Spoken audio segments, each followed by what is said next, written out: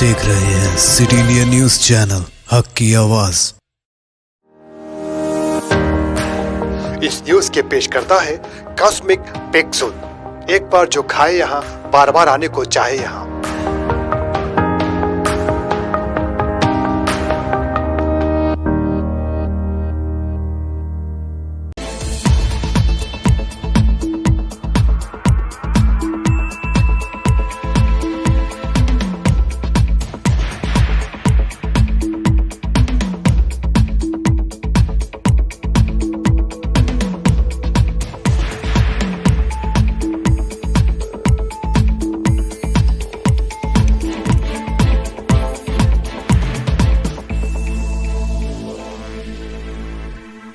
నమస్తే, నేను Yamini. Welcome to city India news. ఉమ్మడి మహబూబ్నగర్ వార్తలు చూస్తే, మహబూబ్ నగర్ పట్టణంలో ఉన్న ప్రతి ఒక్క వార్డును అభివృద్ధి పథంలో ముందుకు నడుపుతామని రాష్ట్ర అబ్కారీ మరియు పర్యాటక క్రీడా శాఖ మంత్రి శ్రీనివాస్ గౌడ్ తెలిపారు. మహబూబ్ నగర్ జిల్లా కేంద్రంలోని మున్సిపల్ కార్యాలయంలో మొదటి మున్సిపల్ కౌన్సిల్ సమావేశానికి మంత్రి ముఖ్య అతిథిగా హాజరయ్యారు. ఈ సందర్భంగా మంత్రి మాట్లాడుతూ, తెలంగాణ రాష్ట్రం ఏర్పడిన తర్వాత యువతను రాజకీయాల్లోకి తీసుకురావాలన్న తమ ముఖ్యమంత్రి ఆలోచనలతో నేడు మహబూబ్ నగర్ మున్సిపల్ సభ్యులు ఉన్నారన్నారు.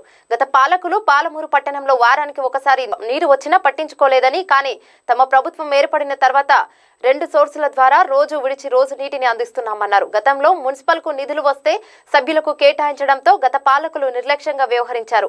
కానీ నేడు ప్రతి ఒక్క వార్డుకు సమానంగా అభివృద్ధి చెందేలా అన్ని చర్యలు చేపడుతున్నామన్నారు.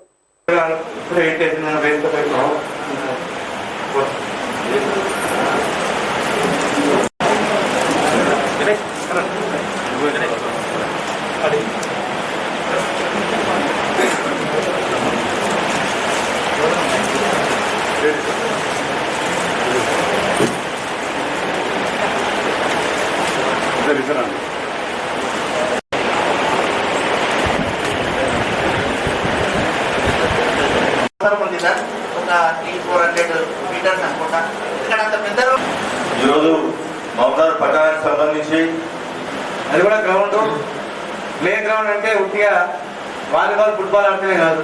ప్లే గ్రౌండ్ అంటే రన్నింగ్, వాకింగ్, జిమ్నాస్టిక్స్ అవన్నీ 100 మంది తిరిగేది ఈరోజు 1000 మంది తిరుగుతున్నారు బాయ్స్ కాలేజీలో. పోయి లెక్క పెట్టుకొని చూడండి, ఒకసారి పోయి చూడండి. బాయ్స్ కాలేజీలో 6 సంవత్సరాల క్రితం ఎంతమంది తిరిగేది అడగండి. అక్కడ 6 సంవత్సరాల క్రితం ఫోటో కూడా ఉంది, ఒకసారి మీకు పంపిస్తారు చూడండి. ఈ 6 సంవత్సరాల తర్వాత ఈరోజు బాయ్స్ కాలేజ్ గ్రౌండ్ ఏ రీతిలో ఉందో ఒకసారి చూడండి. ఆ తర్వాత అంజయ్ గారు బండి వెనకాల ఎక్కిపో, అక్కడ మన బీడీ కాలేజ్ గ్రౌండ్ కూడా చూడండి. ఒక 10-20 మంది 30 మంది తిరిగేది. ఇవాళ మినిమం 500-600 మంది తిరుగుతారు. వాళ్ళకి కావాల్సిన ఫెసిలిటీస్ అన్ని ఏర్పాటు చేసినాం, బాత్రూమ్స్ అవన్నీ అక్కడ ప్లే గ్రౌండ్ ఏర్పాటు చేసినాం. ఎంబీఎస్ కాలేజ్ గ్రౌండ్ కూడా ఎవరు రాకుండా ఇవన్నీ చూసి మా గ్రౌండ్ కావాలంటే కూడా అక్కడ కూడా వాకింగ్ ట్రాక్లు అన్నీ కూడా ఎంబీఎస్ కాలేజ్ ఏర్పాటు చేస్తాం. అతి త్వరలోనే పాలిటెక్నిక్ కాలేజ్ గ్రౌండ్ లో కూడా అక్కడ కూడా మేము ఏర్పాటు చేస్తున్నాం. ప్రజెంట్ ఉన్నటువంటి స్టేడియంలో కూడా జిమ్ మొత్తం మన వెయిట్ లిఫ్టింగ్ అవన్నీ కూడా నేను పెట్టించాను. దాదాపు 10 లక్షల రూపాయలతో లోపల అన్ని సామాన్లు ఇప్పించిన. అక్కడంతా కూడా వ్యాయామశాల జిమ్ కూడా అక్కడ జరుగుతూ ఉంది. కొత్త స్టేడియానికి కూడా 2.5 కోట్ల రూపాయలు శాంక్షన్ మీకు తెలుసది. కాకపోతే టెండర్ తీసుకున్నాడు మన జిల్లాతోనే. టెండర్ తీసుకొని పని చేయకుండా సగం పనిచేసి పోయింది అతను. మళ్ళీ రీకాల్ చేపిస్తాం. అది రీకాల్ చేపించి మీరు చెప్పినట్టు చేస్తాం. అదే కాకుండా రవీంద్ర నగర్లో కూడా జిమ్ కావాలంటే కరోనా సమయంలో ఆ వేద గారు మరి ఉన్నారో ఇక్కడ వేదరాజు గారు అడిగితే అక్కడ ఎమ్మెల్యే జిమ్ ఇప్పించిన తర్వాత నేను ఒట్టిగా ఆ రోజు ఓపెనింగ్ చేస్తాను. జిమ్ ఓపెనింగ్ చేయొద్దు, ఒట్టిగా రిబ్బన్ కట్ చేసి ఇంత దూరం వచ్చినాక రిబ్బన్ కట్ చేసిన. కరోనా తర్వాత స్టార్ట్ చేసుకోవడానికి అక్కడ కూడా వేయడం జరిగింది. ప్రతి వార్డులో మీలాంటి వాళ్ళు సహకరిస్తే ఖచ్చితంగా కూడా వార్డుగా ఇప్పుడు పార్క్ కూడా మీరు చూడండి. మీరు పెద్దవాళ్ళు కనుక మీరు ఇప్పుడు బయట ఎక్కువ తిరగండి. కరోనా అయిపోయిన తర్వాత అటు దేశంలో ఇటు రాష్ట్రంలో కరోనా మహమ్మారి విజృంభిస్తోంది. విలయ తాండవం చేస్తున్న కేంద్ర మరియు రాష్ట్ర ప్రభుత్వాలు నియంత పాలనను కొనసాగిస్తున్నాయని మహబూబ్ నగర్ కాంగ్రెస్ కమిటీ అధ్యక్షుడు ఒబేదుల్లా కొత్వాల్ మండిపడ్డారు. మహబూబ్ నగర్ జిల్లా కేంద్రంలోని కాంగ్రెస్ పార్టీ కార్యాలయంలో ఏర్పాటు చేసిన మీడియా సమావేశంలో ఆయన మాట్లాడుతూ, కరోనా విజృంభిస్తున్న పరిస్థితులలో రాష్ట్ర ప్రభుత్వాలు కరోనా తెలంగాణ రాష్ట్రంలో విజృంభించే పరిస్థితి లేదన్న ముఖ్యమంత్రి నేడు తెలంగాణ రాష్ట్ర వ్యాప్తంగా ప్రతిరోజు వేల మంది కరోనా బారిన పడుతున్నా వారి కుటుంబాలకు మరియు వారి సన్నిహితులకు విద్యార్థులకు ఎందుకు పరీక్షలు నిర్వహించడం లేదని ప్రకటించారు. గడిచిన అసెంబ్లీ సమావేశాలలో తెలంగాణ కరోనా వస్తే వేల కోట్లు ఖర్చు పెట్టైనా సరే కట్టడి చేస్తామని చెప్పిన ముఖ్యమంత్రి మంత్రులకు వారి గన్మెన్లకు కరోనా పాజిటివ్ వస్తే ఏం చేస్తున్నారో ప్రజలకు చెప్పాలన్నారు. ప్రతి సంవత్సరం ఆగస్టు సెప్టెంబర్ నెలల్లో ప్రారంభించాల్సిన హరితహారం కార్యక్రమంలో 6వ విడత మాత్రం ఎందుకు ముందుగానే ప్రారంభించారని ప్రజలకు చెప్పాలన్నారు. కరోనాను కట్టడి చేయడంలో తెలంగాణ ప్రభుత్వం తీవ్రమైన నేపథ్యంలోని ప్రజల దృష్టిని మార్చేందుకు హరితహారం కార్యక్రమం తెరపైకి తీసుకువచ్చారని వారు మండిపడ్డారు. ఈ కార్యక్రమంలో టీపీసీసీ అధికార ప్రతినిధి హర్షవర్ధన్ రెడ్డి, బెండ్రా తదితరులు పాల్గొన్నారు. దాదాపు ప్రపంచవ్యాప్తంగా కరోనా మహమ్మారి 4 నెలల నుంచి విజృంభిస్తూ చాలా దేశాలు వాళ్ళ పరిధిలో అన్ని చర్యలు తీసుకొని కట్టడి చేయడం జరిగింది. ప్రధానంగా మన దేశంలో అటు కేంద్ర ప్రభుత్వం కానీ రాష్ట్ర ప్రభుత్వం కానీ ఈ మహమ్మారిని అదుపుపట్టడంలో విఫలమని చెప్పక తప్పదు. ఇది రాజకీయ పార్టీ విమర్శించే సబ్జెక్ట్ కాదు. ఇది దాదాపు 3 నెలలు చూసిన తర్వాత మొదటిసారి కాంగ్రెస్ పార్టీ ఈరోజు ప్రజల పక్షాన ఈ ప్రభుత్వానికి కొన్ని సూచన సలహాలు ఇవ్వడానికి ఈ సమావేశం పెట్టడం జరిగింది. కరోనా వ్యాప్తి చెందుతుంది, దాని ముందే మనం జాగ్రత్త పడాలి. జాగ్రత్త పడితే బాగుంటుంది. ఆ మహమ్మారి డేంజర్ అయింది, తమిళనాడులో కేసు అయింది, మహారాష్ట్రలో కేసు అయిందని చెప్పి అసెంబ్లీ నడిచేటప్పుడు బట్టి విక్రమార్క గారు అలాగే సీతక్క గారు అసెంబ్లీలో అంశం లేవనెత్తి మాట్లాడితే సీఎం గారు అసలు దాన్ని హేళన చేస్తూ మాట్లాడుకుంటూ కరోనా లేదు, పిల్లడం లేదు, అది వస్తే కూడా అసలు పారాసిటమాల్ గోళీ వేసుకుంటే అయిపోతుంది, దీన్ని పెద్దగా మాట్లాడుతుండ్రు, ఒకవేళ అటువంటి వస్తే మాత్రము మిలిటరీని మొత్తం దించి మొత్తం కంట్రోల్ చేస్తారని చెప్పి ఆ రోజు మాట్లాడడం జరిగింది. అయినా బట్టి గారు మరోసారి కలిసి పరిస్థితి దారుణంగా ఉంది, వరల్డ్ హెల్త్ ఆర్గనైజేషన్ వాళ్ళు కానీ CCMB వాళ్ళు కానీ సలహాలు ఇస్తుండ్రు, ప్రభుత్వాలు ప్రజలు తగిన జాగ్రత్త తీసుకోకపోతే కష్టం ఉందని చెప్పడం జరిగిందంటే దాన్ని కూడా హేళన చేసి పోయే మాట్లాడతావు, అసలు కరోనా రాదు మనకు 30 సెల్సియస్ డిగ్రీస్ మనకు వేడి ఉంటుంది కాబట్టి అసలు ముట్టదని చెప్పి అట్లా మాట్లాడాడు. స్టార్ట్ అయిన తర్వాత హఠావుటిన మాట మార్చి మేమన్నది ఆయన్ని అన్నాడు. నినాకం ఉన్నా కూడా హరితార కార్యక్రమంలో పాల్గొంటూ ధనిక రాష్ట్రం కాదని ఎవడంటే ఒప్పుకోకుండా మీరు వాదించండి ధనిక రాష్ట్రం అని.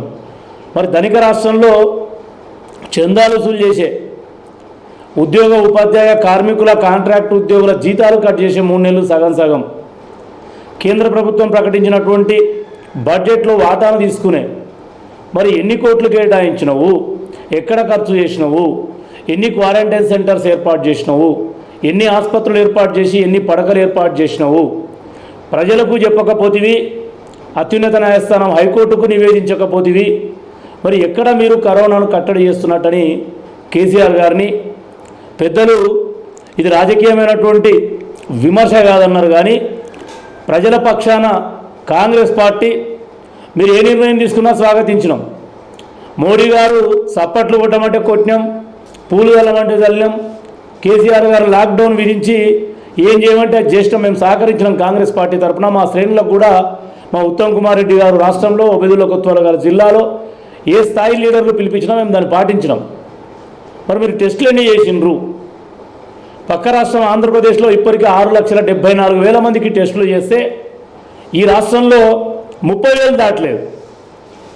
అంటే ఎక్కడున్నాం మనం? పక్క రాష్ట్రంతో పోల్చుకుంటే 5% కూడా మనం టెస్టులు చేయకపోతే. నారాయణపేట జిల్లా ఉట్కూరు మండల కేంద్రంలోని స్థానిక ఉట్కూరులో చెక్పోస్ట్ దగ్గర ఏఎస్ఐ ఆంజనేయులు, కానిస్టేబుల్ రామాంజనేయులు వాహనాలను తనిఖీలు నిర్వహిస్తున్నారు. ద్విచక్ర వాహనాలపై 3 ప్రయాణిస్తున్నా వారిపై ఫైన్ వేస్తున్నట్లు తెలియజేశారు.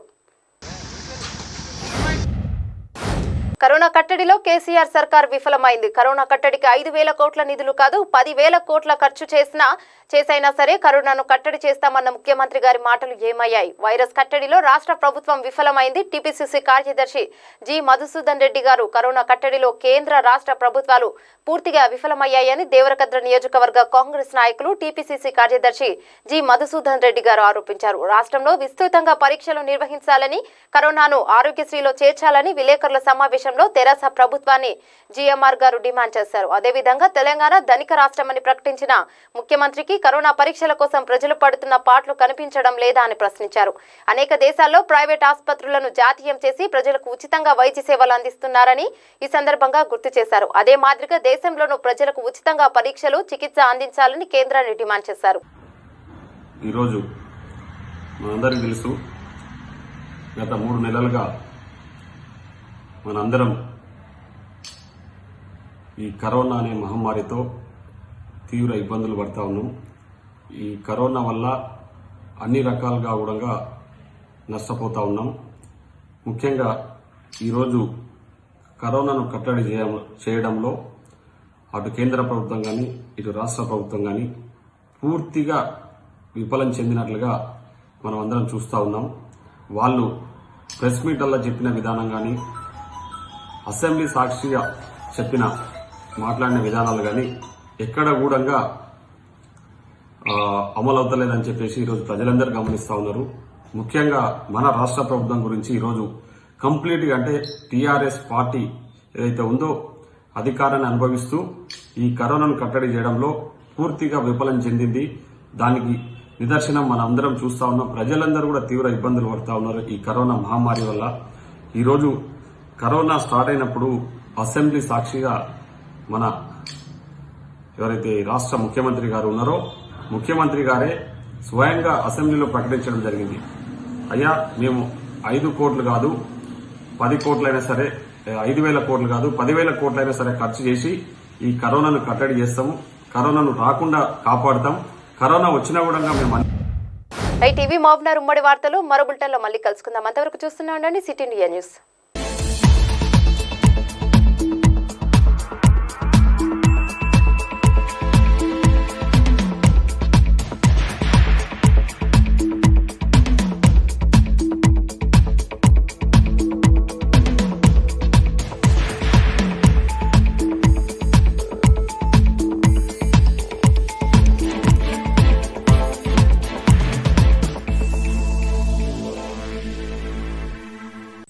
दोस्तों, अगर आपको हमारी न्यूज़ और एंटरटेनमेंट तमाम प्रोग्राम पसंद आते हैं तो फिर लाइक करें, शेयर करें और सब्सक्राइब करें, और हाँ, बेल आइकॉन दबाना ना भूलें ताकि आप हमारी हर न्यूज़ और हर एंटरटेनमेंट प्रोग्राम से अपडेट रहें। देखते रहिए सिटी इंडिया न्यूज़, हक की आवाज़।